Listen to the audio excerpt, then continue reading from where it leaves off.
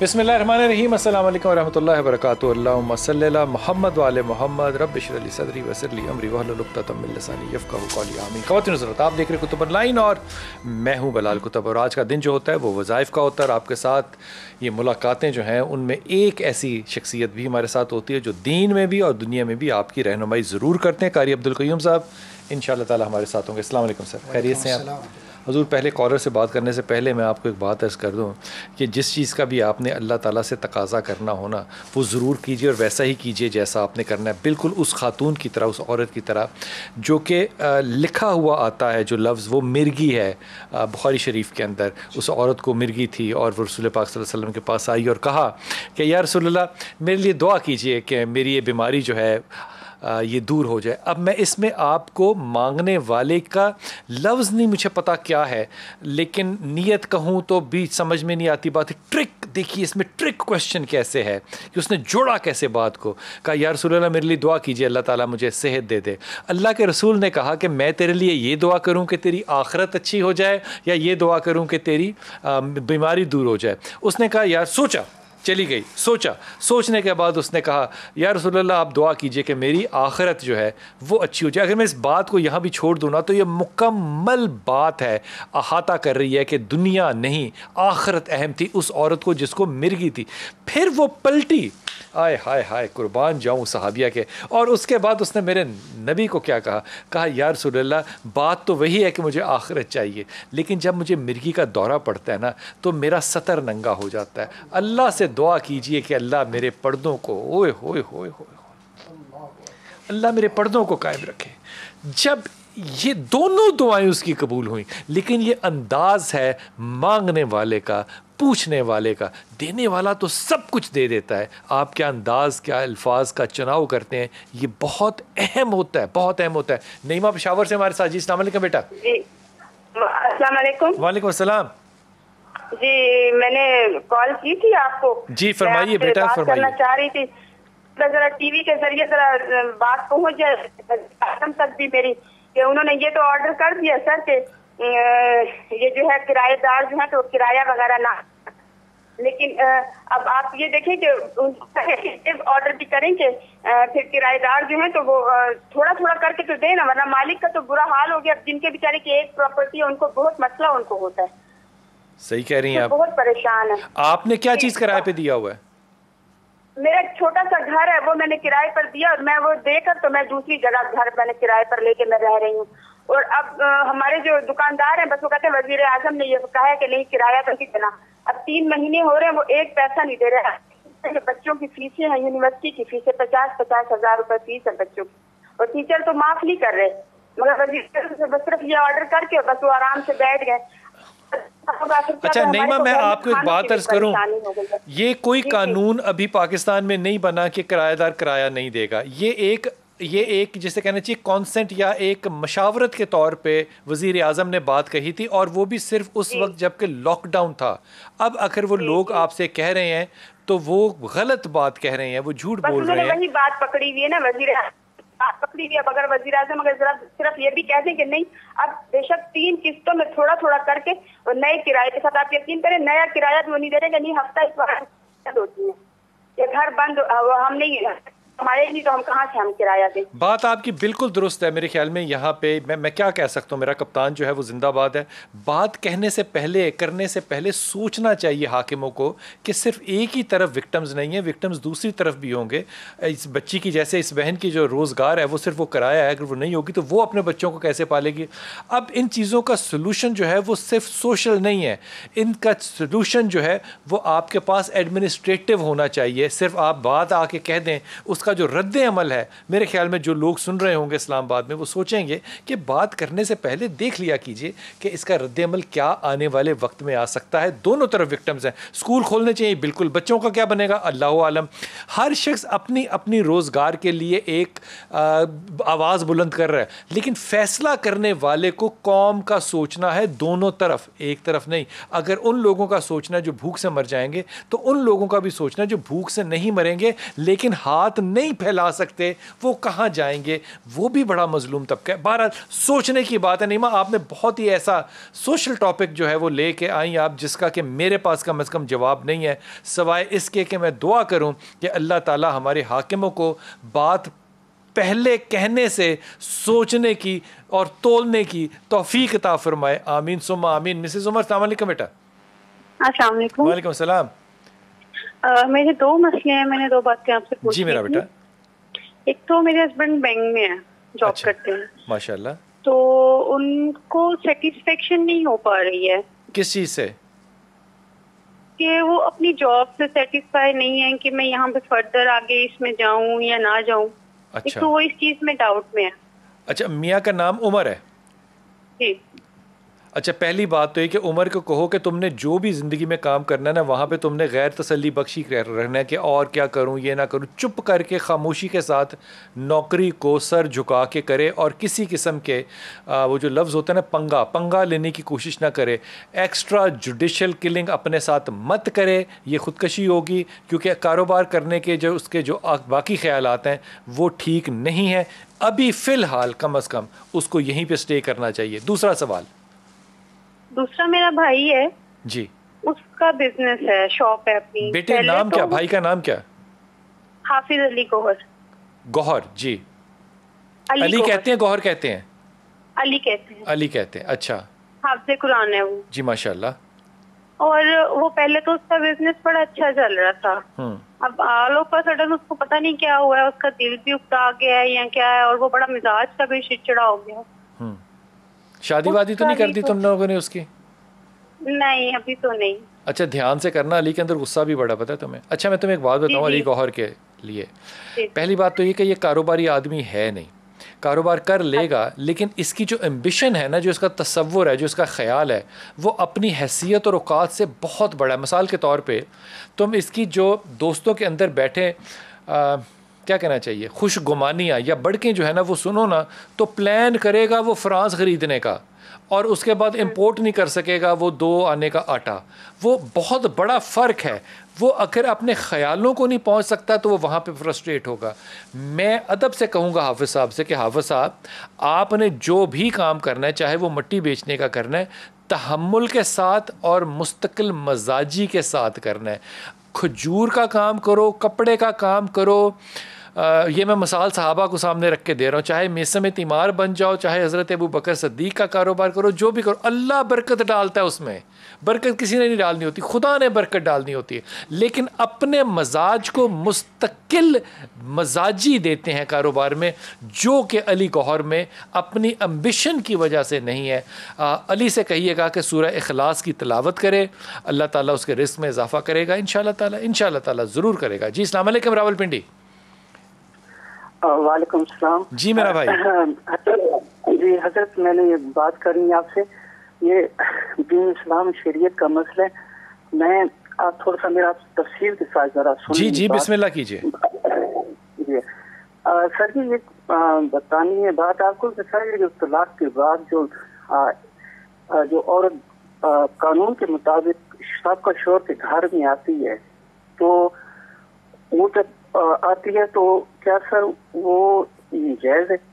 اور دوسرا سر بات یہ ہے کہ جب طلاق ہو جاتی ہے تو جب عورت آئے تو ایک منٹ وہ گناہ ملتا ہے, ایک منٹ. وہ عورت قانون نہیں, وہ کیوں آپ کے گھر میں سابقہ بیوی کیوں آتی ہے؟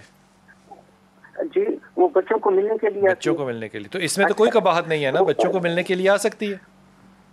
میں سر آپ کو بتاتا ہوں, وہ ابھی وہ آتی ہے تو اس کے بعد وہ رہائش بھی اختیار کرتی ہے قانون کے مطابق, اور اس کے بعد آپ کو سر پتہ ہے کہ وہ اگر طلاق کے بعد 2 خاندان سابقہ میاں بیوی دشمن ہو جاتے, اگر ایک عورت آئے وہ دشمن ہو, تو دشمن جب ہوتا ہے تو اسی کو خیر کی توقع ہو سکتی ہے. نہیں, یہ تو نیتوں کا بھاگ ہے نا, نیتوں کا دل تو کوئی نہیں جانتا, اللہ تعالیٰ جانتا ہے صرف کہ کوئی دشمن ہے, نیت خراب ہے کہ نہیں. لیکن قانونی طور پہ ایک ماں جو ہے وہ اپنی اولاد سے طلاق کے بعد بھی کیوں نہیں مل سکتی, یا اولاد اس سے کیوں نہیں مل سکتی؟ اس میں کیا برائی ہے؟ تیسری بات سر بات یہ ہے کہ इंसान अपनी, अगर जब औरत है, कोई गारंटी, कोई शख्स अपनी गारंटी नहीं दे सकता एक वली के अलावा। जब वो गारंटी नहीं दे सकते तो सर हारूत और मारूत का किस्सा सर आपको पता है। मेरे बड़े भाई, मेरे छोटे भाई, मेरी दरख्वास्त ये बात करो, आपने मुझे कुछ सबक सिखाना है या कुछ सवाल है? शरीयत का मसला है। वो क्या मसला, क्या है? मुझे मसला बताओ क्या है। मेरा जो बच्चे, अच्छा ये तो सर मैं नेक औरत की बात कर रहा हूँ जिसको तलाक जायज नाजायज हो जाती है। अभी तो मैंने आपको वो औरत बतानी है जो इस, तो मेरी जान मैं चाय पी के आ जाऊं, आप जब तक बताएंगे? आप बताएं ना जी। आपको किसने रोका बताने से? अच्छा सर, उसके बाद सर जो ये जो ठीक तरीका ये है, अगर जिसने ये कानून बनाया तो वो ये कानून ये नहीं बता सकता था कि औरत बच्चे माँ के घर जाकर मिले, वो बेहतर था, या ये 3-4 पॉइंट हैं, ये शर्त के पॉइंट हैं, ये 3-4 पॉइंट शर्त हैं। क्यों? अच्छा बच्चे घर जाके मिले, अगर औरत के पास घर ना हो तो वो कहाँ जाके मिले? बच्चे माँ के घर मिले, माँ जहाँ पर उसकी माँ वालिदा रहती है। कानून में बच्चे माँ के होते हैं, कानून में, शरीयत में नहीं। कानून में माँ, अदालत माँ को देती है बच्चे। शरीयत कहती है बुखारी शरीफ के बच्चे उसके हैं जिसके बिस्तर पे पैदा हुए। जी ऐसा ही है। बिलाल भाई, हजूर इसका मसला समझ लें कि ये मसला कहना क्या चाहते हैं, आपका प्रॉब्लम है क्या? हम समझ नहीं पाया बेटा। मैं सर ये बात कहता हूँ कि जो मैंने आपको एक नेक औरत को जब तलाक, देखो किसी के नेक या बद होने पे तो मेरा फैसला नहीं हो सकता ना। बिलाल भाई, ये जो 4 पॉइंट बताएं, क्या ये शर्त हैं कि नहीं है? क्या है ये? अच्छा ये जो 4 पॉइंट मैंने आपको बताया कि औरत आती है, वो घर में गैर शरई तरीके से आती है, उठते बैठते। कैसे गैर शरई? मतलब रक्शे पे आना चाहिए तो वो कैब लेके आती है, क्या गैर शरई तरीका? अच्छा वो जब चंद दिन रहती है, 10 दिन रहती है, तो वो गुनाह कबीरा नहीं है, गुनाह सगीरा नहीं है? बिल्कुल है। उसको आपके घर में रहने की कोई जरूरत नहीं है, तो आप उस वक्त क्या कर रहे होते हैं? मैं उस टाइम तो घर में नहीं होता हूँ, मैंने अपनी ड्यूटी पर जाना होता है, सिक्योरिटी का ड्यूटी करता हूँ, मैं ड्यूटी पर जाना होता है। मैंने घर तो आपके घर में आपकी इजाजत के बगैर डंडे के जोर पे रहती है खातून आके? डंडे पर रोकती है, पुलिस वाले कहते हैं वो आपको, अगर वो बच्ची को खराब कर रही है, बच्चों को गलत गाइड कर रही है, आपका घर का नुकसान करती है। बच्चे किसके पास रहते हैं? तो पुलिस कहती है हम उसके खिलाफ कोई FIR दर्ज नहीं करते। बिल्कुल ठीक बात। आप ये फरमाइए बच्चे किसके पास रहते हैं? कफालत किसकी है बच्चों की? मेरी कफालत में। हाँ तो आप बच्चों की अच्छी तरबियत करें। आपको किसने रोका अच्छी तरबियत करने से? मैं अच्छे स्कूलों में उनको पढ़ा रहा हूँ, अच्छी तालीम दर्जे। अभी ये थोड़ी कुर्बानी है कि मैंने उन बच्चों की खातिर शादी नहीं की। अच्छा मुझे वैसे ईमानदारी से इस बात की कोई समझ आई हुई नहीं है कि इसमें शरई पहलू क्या है। आपको समझ में आई है कोई बात तो आप फरमाइए। जी इसमें भाई की रहनुमाई ये करना चाहूँगा और इसके ज़रिए बाकी नाजरीन की भी, कि ऐसी औरत के जिसको तलाक हो जाए, तलाक के बाद अब बच्चे दोनों के दरमियान कदरे मुश्तरक हैं, तो औरत बच्चों को आके मिल सकती है, लेकिन उस शौहर को जो पहला उसका शौहर था उसके घर में रात नहीं गुजार सकती। रसूलुल्लाह सल्लल्लाहु अलैहि वसल्लम की हदीस है सुनन नबी दाऊद की कि ऐसी औरत जिसको तलाक हो जाए, 3 तलाक मुकम्मल हो जाएं और वो औरत आज़ाद है, तो उसके लिए ना तो मर्द की तरफ से नानो नफ़का है और ना ही उसकी रिहाइश का ज़िम्मा है। अब दरमियान में बच्चे हैं तो बच्चों को वो अपने घर में भी मिल सकती है अगर बड़े बच्चे हैं, ठीक है, बच्चों को इजाज़त हो कि वो जाएं और जाके मुलाकात इस घर में भी मिल सकती है, लेकिन इस घर में भी मिल सकती है, लेकिन यहाँ रह नहीं सकती। और 10-12 दिन कैसे रह सकती है? ये तो बिल्कुल गैर कानूनी भी है और गैर शरई भी है। कानून भी इजाज़त नहीं देता, कानून भी इजाज़त नहीं देता और अखलाक भी इसकी इजाज़त नहीं देते। तो अगर ऐसा करती है तो आप जो है वो कह रहे हैं ना पुलिस भी उसका साथ देती है, ये जाके रेट दायर करें। अगर पुलिस साथ देती है तो कानून में जाके रेट दायर करें कि वो मेरे घर में आके कैसे रहती, किस हैसियत से रहती है, मेरे घर में मेरी इजाज़त के बगैर कैसे रह सकता है कोई? जी यही मैं कह रहा हूँ ना, अनलेस के कोई गुंडे साथ या बदमाश लोग साथ लेकर आए और डंडे के जोर पे कहीं के रहना है, मतलब तो उसके लिए फिर यहाँ तो पुलिस है, पुलिस उसके साथ मिली हुई है बकौल इनके, तो फिर कोर्ट का दरवाज़ा है, वो जाके खटखटाए कि जनाब मेरे साथ ये मसला हो रहा है, उसे रोका जाए, 25 साल पे डाल दिया पुलिस उसको आर्डर देगी, जल्दी भी हो जाता है, जल्दी 12 साल में भी हो जाता है। वो मसाइल जो कि इस मुल्क की कानून साजी के हैं وہ بڑے سنجیدہ ہیں. میں اس بات پہ بنیادی طور پہ اختلاف یہ رکھتا ہوں کہ قانون شریعت کے مطابق نہیں ہے، جبکہ آپ کا جو کانسٹیٹیوشن ہے وہ کہتا ہے کہ سپریم لا جو ہے وہ شریعت اور قانون ہوگا. اللہ کے نبی نے کہا بچہ اس کا ہے جس کے بستر پہ پیدا ہوا. عدالت کہتی ہے کہ بچے جو ہیں وہ ماں کے پاس جائیں گے. یہ اختلافی نوٹ ہے بہت بڑا، جس کی وجہ سے آئندہ آنے والے مسائل پیدا ہوتے ہیں. آپ بنیاد ٹھیک کر لیں، باقی کام جو ہے وہ ٹھیک ہونا شروع ہو جائیں گے. یہ کام اسمبلیوں کے ہیں، میں نہیں سمجھتا یہ کام پولیس کا یا کسی عدالت کا، یہ اسمبلیوں کے ہے کہ جناب یہاں پہ آپ نے کفالت کیسے کرنی ہے. دوسری بات، اگر بچے آپ کی کفالت میں ہیں تو آپ کا اثر ان بچوں پہ ہونا چاہیے. اگر نہیں ہو رہا تو آپ اپنے گریبان میں جھانکیے. تیسری بات یہ کہ کسی کو اچھا یا برا کہنا، بدکار یا نہ کہنا یا کہنا، یہ میرا حق نہیں ہے کہ میں کسی کے کردار پہ بات کروں. اگر یہی فیصلے میں نے آج دنیا میں کرنے ہیں تو پھر سوچنے کی بات یہ ہے کہ روز قیامت خدا نے کیا کرنا ہے. وقفہ لیجیے، واپس آتے ہیں.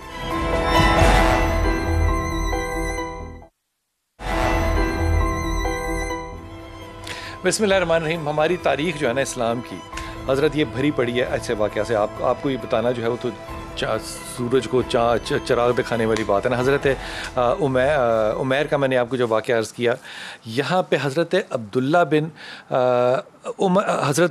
ابن عمر بن عاص جو ہیں، یہ ایک صحابی ہیں اور کمال صحابی ہیں. حضرت ادب سے ایک آگے عرض کروں بات، پتہ نہیں کیا میں کیا بات عرض کروں.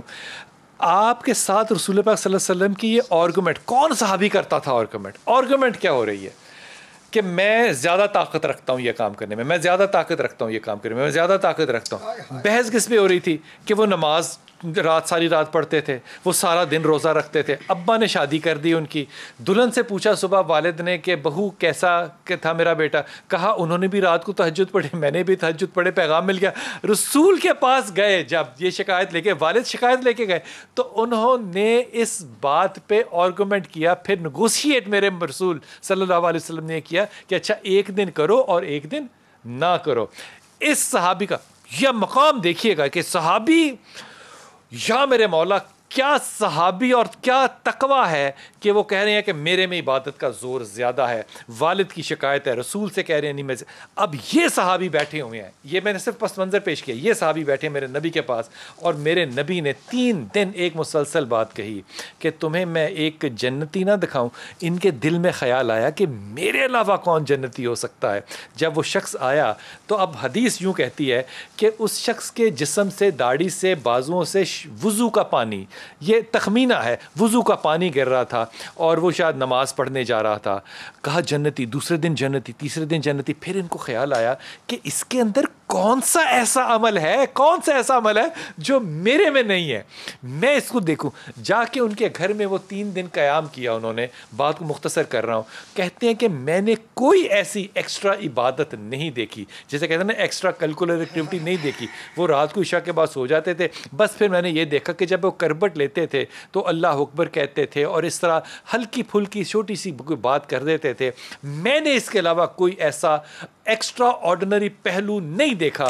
تیسرے دن انہوں نے سچی بات بتا دی اور کہا کہ دیکھو میں لڑکے تو اپنے والد سے آیا نہیں تھا، نہ ناراض تھا، میں نے تو رسول کی اس بات کو دیکھنا تھا جو میرا نبی ہے سچا.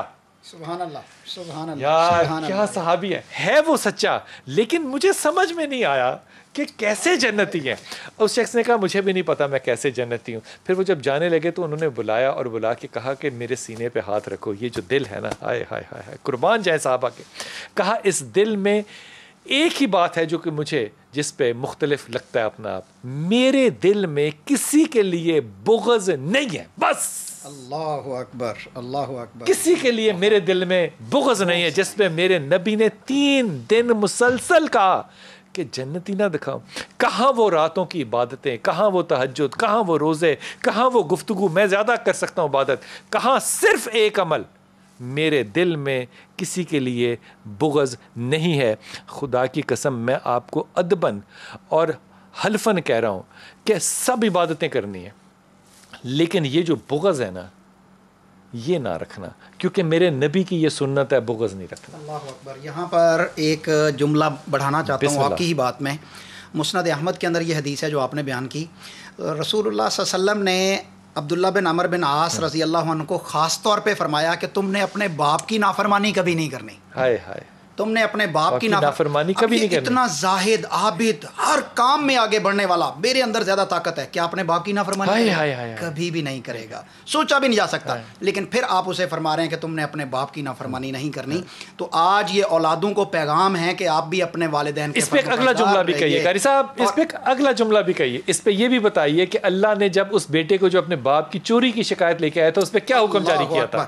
آپ نے فرمایا تھا کہ تو اور تیرا مال تیرے باپ کا ہے, اٹھ اپنے باپ کی گود میں بیٹھ, تو اور تیرا باپ تیرا مال جو ہے تیرے باپ کا ہے. کیا جملہ کا ہے. اور یہ میرا رسول جو کہتا ہے وہ حکم ہوتا ہے, شرعی حکم ہوتا ہے, تو اور تیرا مال تیرے باپ کا ہے. اس لیے اللہ تعالیٰ نے کہا نا ان لوگوں کو جن کو کہ رمضان میں بھی مغفرت نہیں ہونی, ان میں وہ جو کہ ماں باپ کی نافرمانی کرتے ہیں. اس کا نماز سے روزے سے کوئی تعلق نہیں ہے. ہو سکتا ہے اب نمازی, ہو سکتا ہے اب روزے دار ہوں, ماں باپ کی نافرمانی اللہ کو اتنی زیادہ غیر قبول ہے. کیونکہ اللہ نے جب بھی کہا نا میرے رسول کی ماننی ہے, پھر اگلی بات کیا کہی, ماں باپ کے ساتھ ادب کرنا ہے, ان کی بات ماننی, اف نہیں کرنا. بریکٹ میں کسی تفسیر میں, معافی کے ساتھ کہہ رہا ہوں, میں نے کسی تفسیر میں بریکٹ میں یہ کسی جگہ نہیں پڑھا کہ یہ بھی لکھا ہو کہ وہ صحیح بھی ہوں تو پھر نہ اف نہیں کرنا, حتیٰ کہ جب تک کہ وہ کسی شرعی پہلو پہ آپ کو کافرانہ یا کفر کے اوپر مجبور کر رہے ہوں, بس اس کے علاوہ نہیں. کنیز ہے ہمارے ساتھ. السلام علیکم بیٹا. السلام علیکم. وعلیکم السلام. بھائی کیسے ہیں آپ؟ اللہ کا شکر میرا پتر, اللہ کا شکر. حکم فرمائیے. جی بس میری ایک دو آپ کے ساتھ میں نے باتیں کر لی ہیں. ایک میرا بھائی ہے اور ایک میری بیٹی ہے نا. بسم اللہ. تو بیٹی کے جو ہے 4 بچے ہیں ماشاءاللہ. تو اس کا پہلے بی پی شوٹ ہوا ہے تو اس کے دل پہ اثر ہوا ہے نا, تو اس کا 4تھائی حصہ جو تھا وہ ڈیمیج ہو گیا تھا. تو اس کے بعد جو ہے تو میری بچی بس دوائیوں پہ چلتی رہی ہے. لیکن اب جا کے اس کا یہ حال ہے کہ اس کرونا بیچ میں کرونا آ ٹپکے تو وہ بہت پریشان ہے. بیٹی کا نام کیا ہے؟ تو نورین جی. اوئے, اور اس کے شوہر کا نام کیا ہے؟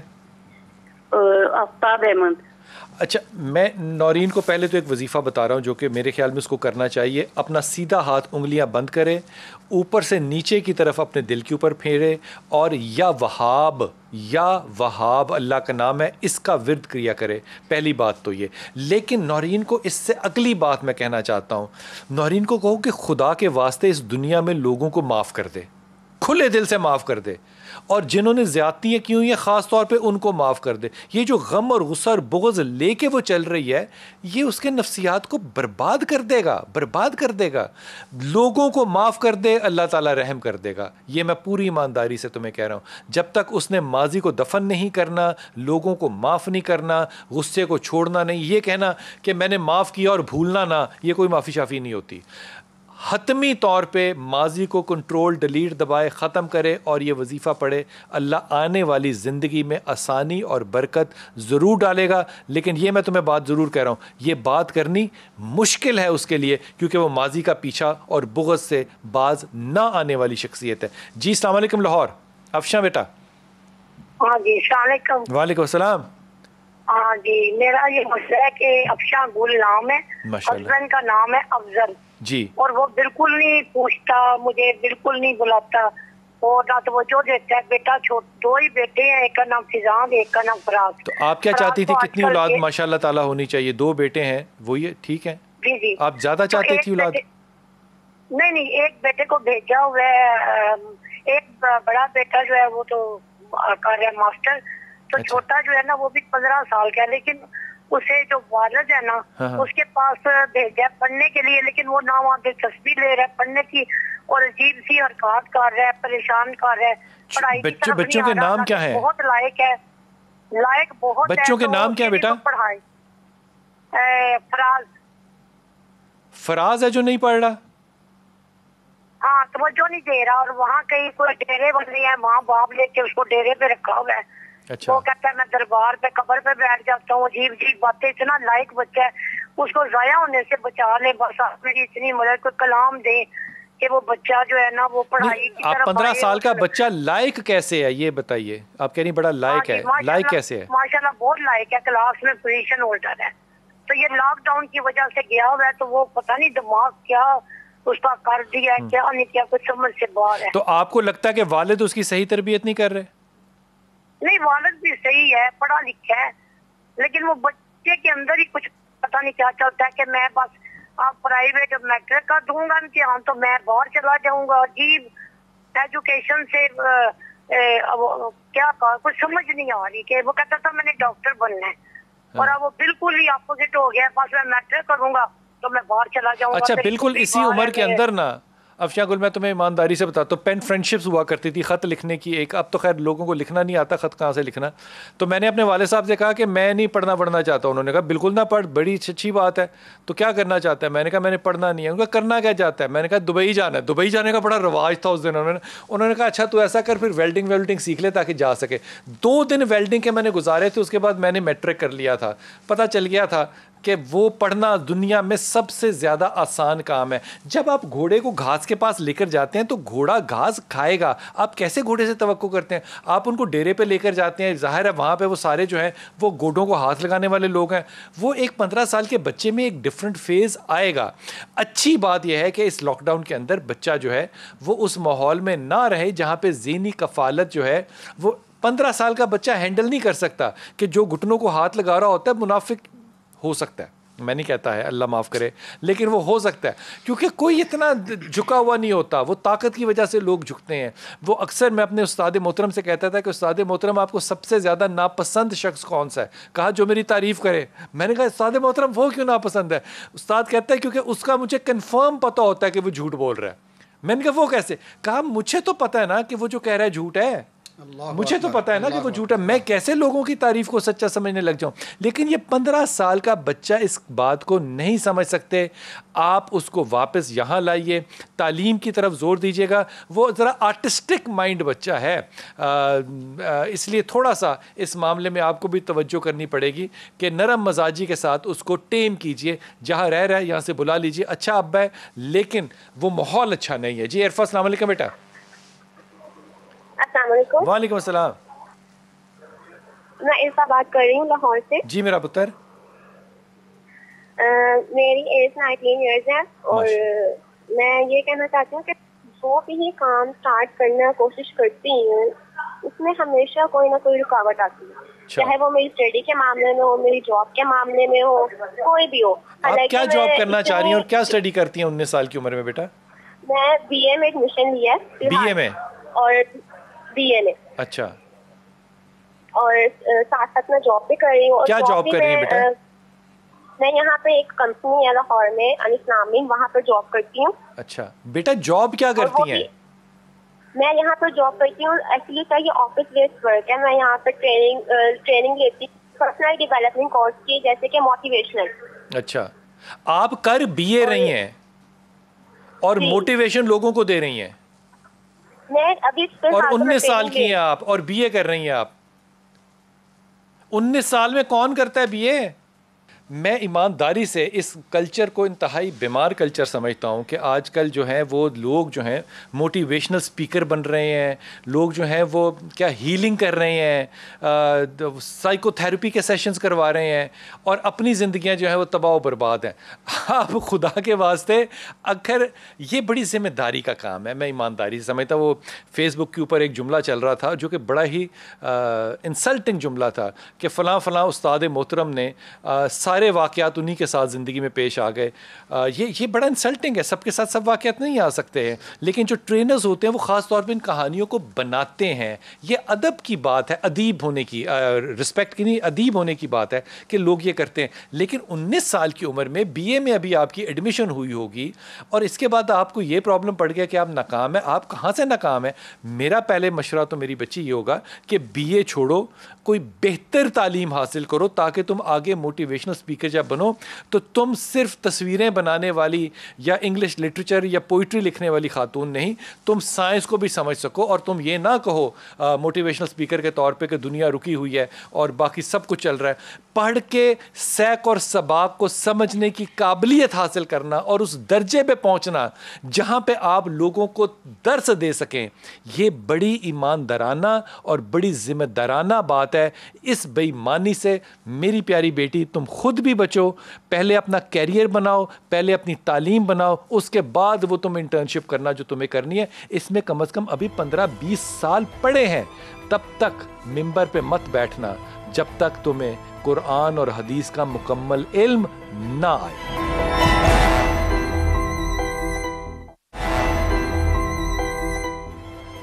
बिस्मिल्लाहिर्रहमानिर्रहीम। हुजूर अक़दस हम हमेशा बात करते हैं तरबियत की, जैसे कि ये मेरी बेटी पिछली दफ़ा में कर रही थी, लेकिन ये मैं बात जो है ना अदब से कह रहा हूँ, इस बात को आपने आगे बढ़ाना है। बाप जैसा होगा औलाद तकरीबन उसके करीब करीब चलेगी। मैं अब हाथ मेरे जोड़ ले, पहले देख लें, इसके बाद बाप कभी नहीं मरता, बाप हमेशा आप में ज़िंदा होता है, सिर्फ उम्र का तकाजा होता है कि आप उस उम्र तक पहुँचें। हज़रत उमर ख़त्ताब जब हों, हम कहते हैं कि जी बड़े दरख्त के नीचे घास नहीं उगता, वो कैसे नहीं उगता? अब उनके जो बेटे हैं हज़रत अब्दुल्ला, ओ हो उमर ख़त्ताब वालिद हो, बेटा उमर हो, और अगला ये बात सुनी, हतीम के अंदर वो लेटे हुए हैं, अपने ज़माने के कमाल आदमी हैं। एक आदमी तवाफ़ कर रहा है, उसने हाथ पे हाथ मारा, मक्खी मर गई। वो फतवा लेने पहुंच गया कि अब्दुल्ला बताइए कि जनाब ये मक्खी मर गई है तो मैंने क्या करना है। ये मैं मिसाल दे रहा हूँ, वो जो ट्रेनर्स की मेरी बेटी बात कर रही थी कि कमाल मक्खियाँ मारने वाली कौम बन चुके हैं। क्या मक्खी मर गई?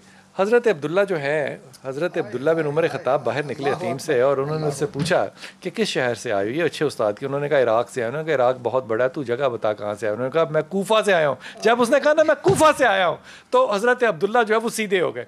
उन्होंने कहा मैं लफ्ज़ नहीं इस्तेमाल करना चाहता क्योंकि वो हज़रत उमर ख़त्ताब को देख रहा था शख्स। उन्होंने कहा जब तुम लोगों ने इमामों का खून बहाया तब तो तुम मेरे पास नहीं आए ये फतवा लेने कि अब इसका जो दम है वो क्या होगा, इसका खमियाजा हमें क्या भुगतना पड़ेगा। आज तुम मक्खियाँ मारने के बाद ये पूछने आ गए हो कि हजूर मक्खी मर गई मेरे से, अब मुझे क्या करना है। इसका नतीजा क्या निकला वो मेरी ज़ुबान से अदा नहीं हो सकती बात। हजूर आपको ईमानदारी से नहीं लगता, दीन हो, माशियात हो, माशरा हो या कोविड-19 हो, हम मक्खियाँ ही मार रहे हैं। हमारे अंदर आज इल्म की कमी है, और जिस चीज़ को हम इल्म समझ रहे हैं वो इल्म नहीं है। आप कहिए आज हमारे अंदर उमर ख़त्ताब की कमी है, आज हमारे अंदर अब्दुल्ला की कमी है। वो तो आ ही नहीं सकते, क़यामत आ जाएगी, वो शख्सियत जो थी वो नहीं आ सकती। वो अल्लाह के रसूल सल्लल्लाहु अलैहि वसल्लम के साथी थे, अल्लाह के रसूल सल्लल्लाहु अलैहि वसल्लम के घर वाले थे, जिनको अल्लाह ने आपके लिए ही पसंद किया था, और वो इस दुनिया से चले गए। वो उन जैसे क़यामत तक नहीं आ सकते, क़यामत उन जैसे नहीं दे सकेगी। लेकिन आज हम जिस चीज़ को इल्म समझ रहे हैं वो इल्म नहीं, हम अपने आप को रस्तों समझते हैं, जबकि हकीकत में कुछ भी नहीं होते। हम जो है अगर सीखने के मरहले से गुज़रें, और हमें सारी ज़िंदगी सीखने के मरहले से गुजरता रहना चाहिए, किसी वक्त भी मुझे ये नहीं समझना चाहिए कि मैं आलिम बन गया हूँ, मैं तालिब इल्म ही रहूँ तो मेरी आफ़ियत है, मेरा इल्म बढ़ता रहेगा। तालिब इल्म है हूँ तो फरिश्ते मेरे पाँव के नीचे पर बिछाते हैं। एग्जैक्टली, ये तालिब इल्म का और फिर समंदर की दुनिया की हर मखलूक जो है वो मेरे लिए बख्शत की दुआ मांग रही है। ठीक है, लेकिन जब हम आ जाते हैं ना कि मैं हूँ, तो फिर इल्म ख़त्म हो जाता है, फिर इल्म भी ख़त्म हो जाता है, और आसमान वाला कहता है मैं तो मैं हूँ, तुम कौन हो? क्या बात है, एक तेरी चाहत है, एक मेरी चाहत है, बेहतर हो तुम अपनी चाहत को छोड़ दो क्योंकि होगा वही जो मेरी चाहत है। जी अस्सलाम वालेकुम। वालेकुम जी मेरा पुत्र बिलावल बात कर रहा हूँ सरी मिरवा से। जी मेरा बच्चा। सर मेरा एक मसला है कि मैं जब भी मुझे अक्सर तो गुस्सा ज्यादा आता है। अच्छा। दूसरी बात यह है कि मैं अपने गुस्से में काबू में रखना चाहता हूँ, फिर भी काबू नहीं रख सकता। और दूसरा ये मसला है मैं कुछ सोचता कुछ और हो कुछ हो जाता है। मैं जाता हूँ किसी के बाद मैं जितना अपने आप को कंट्रोल करता हूँ कि ये बात नहीं करूंगा, मुझे गुस्सा ना आए, फिर भी आ जाता है, वो हो जाता है। और दूसरा ये मेरा घर का मसला है, मेरी घरवाली है, वो भी जो है ना कभी कैसी हरकत कर देती है, कभी कैसी हरकत कर देती है, कभी खुद कहती है कि मैं खुद को जला दूंगी, कभी कह रही है कि मैं बच्चे को कुछ कर दूंगी। तो ऐसे मसले मेरे साथ हुए भी हैं। घरवाली का नाम क्या बिलावल? रेहाना यास्मीन। अच्छा, ओए अल्लाह ताला आसानी करे तेरे लिए। तो तू इस शादी से खुश है? मैं बिल्कुल शादी से खुश हूँ। और तो वो नहीं खुश? रेहाना नहीं खुश? पसंद के हिसाब से की थी। रेहाना नहीं खुश? वो भी खुश थी। तो फिर मसला क्या है? क्या हो रहा है? तो फिर नाखुशी का मसला क्या है? गुस्से का मसला क्या है? दो बच्चे हैं, एक बच्चा है, एक बच्ची है। अल्लाह ताला ने बड़ा रहम किया, खानदान पूरा कर दिया। तो गुस्सा किस बात पे आता है बिलावल, आपको या आपकी मिसेस को? बस मैं तो यही सोच रहा हूँ कि जो कोई कुछ गलती करता है, जाता हूँ उधर, यहाँ कुछ अपने आप को संभालता हूँ, गुस्सा ना करूँ, ऐसी बात मुझसे ना निकले, फिर भी निकल जाती है। दूसरा यह कि मेरी घरवाली जो है ना, अभी उसका अपने घर में दिल नहीं लग रहा, وہ یہ کہہ رہے کہ یہاں سے چلے جائیں کہ دیر ہو یہاں مجھے چھوڑ دو، یہاں ایسی باتیں بس. ان للہ و انا الیہ راجعون. گھر میں گھر والی کا دل نہیں لگے گا تو کس کا دل لگے گا یار. ایک کام کرو، سب سے پہلے تو لا حول ولا قوت الا باللہ یہاں تک یہ پڑھنا شروع کرو، یہ تمہاری طبیعت کو بحال کرے گا انشاءاللہ. اور اس کے بعد غصے کے لیے خاص طور پہ یا سلام یا مومن یا اللہ، یا سلام یا مومن یا اللہ یہ پڑھا کرو. اور تیسری چیز جو ہے وہ آیت کریمہ پڑھا کرو، اور تینوں چیزیں خود بھی پڑھو اور اپنی بیگم سے کہو وہ بھی پڑھے. بیگم نے باز نہیں آنا اپنی طبیعت سے، تمہارے میں ٹھہراؤ انشاءاللہ تعالیٰ ضرور آئے گا، لیکن یہ تینوں چیزیں پڑھتے رہنا. جی فیصلہ آباد، السلام علیکم. میں ان کو کہوں گا جی ایک چیز کہ یہ وضو کی حالت میں رہنے کی کوشش کریں. سب کو رہنا چاہیے، سب کو رہنا چاہیے. خاص طور پہ اس بندے کو جو غصہ آ رہا ہے تو غصہ شیطان کی طرف سے ہے. اللہ کے رسول صلی اللہ علیہ وسلم فرماتے ہیں کہ لا تغضب، غصہ نہ کیجیے. لیکن یہاں پر ساتھ اسے غصے کے لیے رسول اللہ صلی اللہ علیہ وسلم کا یہ نسخہ ہے کہ جب غصہ آئے تو آپ وضو کر لیں. تو اسے وضو کی حالت میں رہنا چاہیے تاکہ یہ غصہ اس سے دور چلا جائے، شیطانی عمل اس سے دور چلا جائے. بہت اعلیٰ بات. اور میں ایمانداری سے کہہ رہا ہوں وہ بہت زبردست ہے. جو وضو ہے نا، اور ساتھ میں وضو جس نے نماز پڑھنی ہے نا 5، میں سمجھتا ہوں کہ وہ وضو کی حالت کے بغیر ہو ہی نہیں سکتا. وہ دن بھر وضو کی حالت میں ہی ہوگا، کیونکہ نمازوں میں خاص طور پہ سردیوں میں تو وقفہ ہی بہت کم ہے، بہت تھوڑا ہے. فیصلہ آباد، السلام علیکم بیٹا. وعلیکم السلام. جی میرا بتائیں. جی بھائی میرا مسئلہ یہ ہے کہ میرے پاس نا 2 مرلے کا گھر ہے، چھوٹا سا گھر ہے. میرا اپنا شوہر کا چھوڑا ہوا ہے، میں بیوہ بھی ہوں اور میں بے اولاد بھی ہوں. اچھا. تو اس کا بڑا مسئلہ بنا ہوا ہے میرے لیے. تو اس کے بہن بھائی تو کہتے ہیں کہ ہمیں نہیں چاہیے کچھ بھی. میرے بہن بھائی میرے ساتھ دشمنی تو اس طرح اترے ہوئے ہیں نا، تو انہوں نے مجھے بالکل ہی چھوڑا ہوا ہے، مرنا جینا ختم کیا ہوا ہے. گھر تمہارے پاس ہے، تمہارے نام پر ہے؟ میرے نام پر ہے بھائی. تو پھر مسئلہ کیا ہے؟ مسئلہ وہ کہتے ہیں کہ ابھی ہمیں دے دو، سیل کر کے ہمیں جو کچھ بھی دینا ہے ابھی دے دو ہمیں. تمہارے بہن بھائی کہتے ہیں؟ میرے بہن بھائی کہتے ہیں. میں آپ سے یہ نہیں، ان کا اس پہ کیا حق ہے؟ تمہارے شوہر کا گھر ہے، تمہیں اس نے دے دیا، وہ تمہارے بہن بھائیوں کا اس سے کیا تعلق؟ بھائی یہی تو مجھے نہیں سمجھ آتی کہ میں نے ان کے ساتھ کوئی برا سلوک بھی نہیں کیا. نہیں، تم برا سلوک کرو نہ کرو، ان کا اس سے تعلق کیا ہے؟ تمہیں نے یہ بات سنجیدہ لے کیوں لی؟ بھائی میں اکیلی رہتی ہوں تو میرے پاس سارا دن یہ سوچیں ہی ہوتی ہیں میں کیا کروں. اچھا، میں تنہا رہتی ہوں. اس دیکھو، نہ شریعت کے اندر، نہ قانون کے اندر، نہ اخلاق کے اندر، نہ کسی بھی صورت کے اندر تمہارے بہن بھائیوں کا تمہارے شوہر کی دی ہوئی پراپرٹی میں ان کا حق نہیں ہے. تم ان کو اتنا زیادہ کیوں توفیق کی فوقیت کیوں دے رہی ہو کہ انہوں نے یہ کہا وہ یہ کہتے ہیں؟ تمہیں کیا ٹینشن ہے؟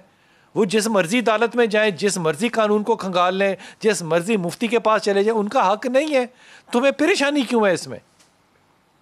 بھائی پریشانی تو ہے نا کہ میں انہیں کے محلے میں رہتی ہوں، تو جب بہن بھائی چھوڑ دیتے ہیں تو دائیں بائیں کے گھر جو ہیں وہ بھی اچھا سلوک نہیں کرتے. وہ کہتے ہیں جب یہ کون سا اصول ہے بہن بھائی چھوڑ دیتے ہیں تو محلے والے اچھا اصول نہیں کرتے؟ میرا کوئی بہن، میرا کوئی بھائی میرے ساتھ نہیں رہتا، اس کے باوجود محلہ جو ہے وہ سارا الحمدللہ میرے ساتھ، اور میں اپنے سارے محلے کے ساتھ ہوں. یہ آپ کا ذاتی تعلق ہے. حضور اقدس جب کوئی نبی کے پاس آتا ہے اور نبی صلی اللہ علیہ وسلم کو دعا کے لیے کہتا ہے، اور وہ بات بھی ویسے کرتا ہے جیسے کہ وہ مرغی والی عورت ہے. اس میں مرغی کے اوپر پتہ کیوں زور دے رہا ہوں کہ جن کو مرغی نہیں ہے وہ بھی اتنی عقل مندانہ بات نہیں کرتے. مانگنے کا ایک طریقہ ہے نا، انداز ہے کہ آپ جھولی کیسے پھیلاتے ہیں. اس پہ ذرا 2 جملے فرمائیے کہ رسول سے مانگنا کیسے چاہیے. پہلی بات، قرآن مجید نے اس میں رہنمائی فرمائی ہے کہ جب بھی رسول کریم صلی اللہ علیہ وسلم کی بارگاہ میں آنا ہے تو آنے سے پہلے صدقہ دے کے آنا ہے، اپنے گناہوں کا استغفار کر کے آنا ہے. نہیں، یہ جملہ پھر سے کہیے. جب رسول کی بارگاہ میں جانا ہے، رسول کریم صلی اللہ علیہ وسلم کی بارگاہ میں آنا ہے تو آنے سے پہلے صدقہ دے کے آنا ہے تاکہ اللہ کی نوازش اور محبت اور زیادہ آپ کے قریب ہو جائے. اور پھر رسول اللہ صلی اللہ علیہ وسلم کا مقام اور ویلیو جو ہے وہ بھی آپ کو پتا ہو کہ میں کس کی بارگاہ میں جا رہا ہوں. اور پھر آپ نے استغفار بھی کرنا ہے، اپنے گناہوں کا استغفار کرنا ہے. استغفار ایک مکمل عبادت ہے. جی، مکمل عبادت ہے. اور پھر ساتھ میں جب آپ نے رسول کریم صلی اللہ علیہ وسلم کی بارگاہ میں جانا ہے تو آپ کی آواز بھی بالکل پست ہونی چاہیے. اور اس سے اگلی بات یہ ہے کہ آپ نے جب رسول کریم صلی اللہ علیہ وسلم کی بارگاہ میں جانا ہے تو نگاہیں جھکی ہوئی ہوں. میں دین کا طالب علم ہوں، میں نے بڑی کوشش کی اللہ کے رسول صلی اللہ علیہ وسلم کی چہرہ مبارک کا حسن پڑھنے کی کہ صحابہ کرام بتائیں کہ کس طرح تھا. مجھے کسی صحابی کا یہ مقام نہیں ملتا کہ اس نے چہرہ اپنی آنکھیں اٹھا کے آپ کے چہرہ اقدس کی زیارت کی ہو اور اس طرح دیکھ کے اس نے بتایا ہو یہ سوائے وہ ایک اماں کے جو ایک جھونپڑی میں رہتی تھی اور اس نے وہ جو منظر کھینچا ہے نا وہ تمام صحابہ نے بیان کیا ہے. اللہ کے نبی صلی اللہ علیہ وسلم کی بارگاہ میں آنا کوئی چھوٹی سی بات نہیں تھی, یہ بہت بڑے اعزاز کی بات تھی اور پھر ادب کی بات تھی. اس میں صحابہ کرام جو ہیں اللہ نے ان کے دلوں کو پہچان لیا, ان کے دلوں کے اندر تقویٰ رکھ دیا اور انہوں نے اس چیز کو پورا کرنے کی محبت کا جو کوشش کی اسلوب ہے نا, وہاں پہ ایک روایت آپ کو عرض کرتا ہوں کہ کہا کہ جس طرح کی محبت صحابہ میرے ساتھ کرتے ہیں, اگر آنے والے مسلمان ان کو دیکھ لیں تو غیر مسلمان سمجھیں, اور اگر ان صحابہ کو کہا کہ تم ان کو دیکھ لو تو تم ان کو غیر مسلمان سمجھو. ہم آج جو ہیں اس محبت کو جو وہ صحابی رسول کے ساتھ کرتے تھے ہم اس کو کرتے ہوئے شرماتے ہیں. مجھے لگتا ہے آپ صحیح کہہ رہے ہیں, لیکن ایسی ذات کہاں سے لائیں بھائی, ایسی ذات لائیں کہاں سے؟ کائنات کی ہستی اس سے چلی گئی. آپ کے بال حجۃ الوداع کے موقع پر جب آپ نے حج سے وہ بال کٹوانا شروع کیے تو صحابہ کرام جمع غفیر اکٹھا ہو گیا, لوگوں نے بانٹ لیے. کس لیے؟ کہا جی یہ تبرک لے رہے ہیں, ہمارے پاس رہے گا, اور آج تک موجود ہیں جی اور بڑھتے ہیں, وہ بھی ہیں. اور صحابہ کرام نے پھر کچھ نے اپنے وصیت کی کہ جب ہم فوت ہوں تو ہماری آنکھوں پہ رکھ دیا جائے, ہمارے ساتھ قبر میں دفنا دیا جائے تاکہ ہمیں جو ہے وہ قبر کی تنگی نہ ہو, قبر کا عذاب نہ ہو. کیا بات ہے, بہت شکریہ, بہت شکریہ تمام دوستوں سے. یہ جو محبت کی باتیں نا, اس پہ ایک اللہ کی محبت کا تذکرہ آپ سے کر دوں. جب اللہ فرما رہے ہیں نا کہ جانے کا یہ پروٹوکول, یہ پروٹوکول ہے میرے رسول کا صلی اللہ علیہ وسلم کا کہ آپ نے پہلے صدقہ دینا ہے, آواز کو نیچے رکھنا ہے, یہ کرنا ہے, وہ لیکن اللہ نے یہ بات ختم نہیں کی. اگر ایسا نہیں کرو گے تو اللہ نے پتہ کیا کیا چیز ہے, تمہاری نمازیں, تمہارے روزے, تمہاری زکاتیں منہ پہ. اس سے زیادہ حقیر کیا بات کسی کے لیے ہو سکتی ہے کہ وہ پڑھتا نمازیں ہو اور اللہ کہے میں منہ پہ ماروں گا تمہارے, یہ روزے رکھتا منہ پہ ماروں گا. کیوں؟ اس پہ کوئی عمل نہیں ہے, صرف تمہارا جو پروٹوکول تھا میرے رسول پاک صلی اللہ علیہ وسلم کے لیے, تم نے اس پروٹوکول کو فالو نہیں کیا. اللہ ہمیں توفیق دے کہ محبت کے ساتھ ہم ادب رسول بھی کریں انشاءاللہ.